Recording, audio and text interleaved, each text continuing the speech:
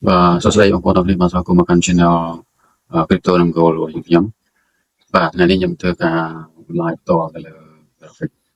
để đầu sát số bèn to ngày nay về banបង្កើតរៀងឆាតល្អមែនតើសម្រាប់តាម RAM 15នាទីនេះសម្រាប់ទីល្អមែនតើវាដាក់នៅក្នុង RAM របស់វានេះប៉ុន្តែយើងចាំមើលថាតើវានឹងញែកបែនទៅខាងលើឬក៏វាញែកបែនមកខាងក្រោមណាបើសិនតែវាញែកបែនមកខាងក្រោមវានឹងមកប៉ះតំបន់នេះវានឹងប៉ះតំបន់នេះមើលយើងថា RAM មក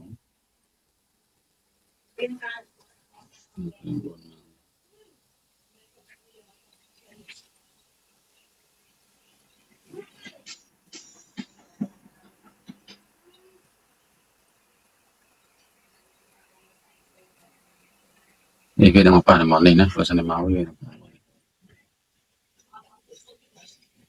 ប៉ះតំបន់នេះវិញ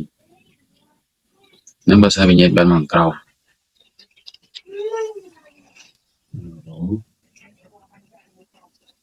វាញែកមកប៉ះកន្លែងនេះតែបើសិនតែវាញែកទៅខាងលើវិញញែកទៅខាងលើវិញប៉ះកន្លែងណាអូខេបើសិនតែវាញែកទៅប៉ះទៅខាងលើវានឹងប៉ះកន្លែងនេះវានឹងមកកន្លែងនេះណានេះទៅចេះចាំមើលអញ្ចឹងវាញែកទៅខាងណាយើងចាំមើលទាំងអស់គ្នាខ្ញុំវាអត់ដឹងដែរចាំមើលសំខាន់លើរៀងវាឲ្យយ៉ាងម៉េចឥឡូវនេះរៀងវាកំពុងតែដើរនៅក្នុងខ្សែវាក្នុងខ្សែវាអត់ទាន់ហែកបែនមកខាងណាទេវាអត់ទាន់ហែកបែនមកខាងណាទេយើងចាំមើលសិនវាប្រហែលជា2 3ទៀនទៀតដោយសារតែម៉ោងនេះម៉ោងរៀង slow ដែរម៉ោងរៀង slow ដែរម៉ោង11កន្លះនៅមិនដែរមើលថាអញ្ចឹងវាអាចបើខ្លាំងនៅចន្លោះកន្លះម៉ោងទៅ1ម៉ោងទេនេះកន្លះម៉ោងទៅ1ម៉ោងទៀត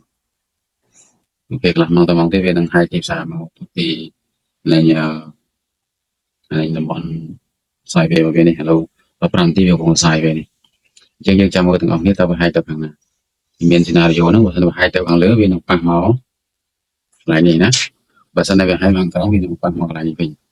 អញ្ចឹងយើងចាំមើលទៀនដែលវាឲ្យសញ្ញាទាំងអស់គ្នាសិនឥឡូវវាមិនតមានសញ្ញាអីជាក់ស្ដែងទេវានៅទីតូចឡើយទេហើយវានៅក្នុង RAM របស់វាយើងមិនអាចដឹងបានទេតើតែប្រហែលបែរនៅច្បាស់ហ្នឹងយើងថាវាទៅមកខាងណាអូខេយើងមើលទាំងអស់គ្នាបានសិនឥឡូវយើងស្កប់វីដេអូប៉ុណ្ណឹងសិនយើងចាំមើលទាំងអស់គ្នាអូខេ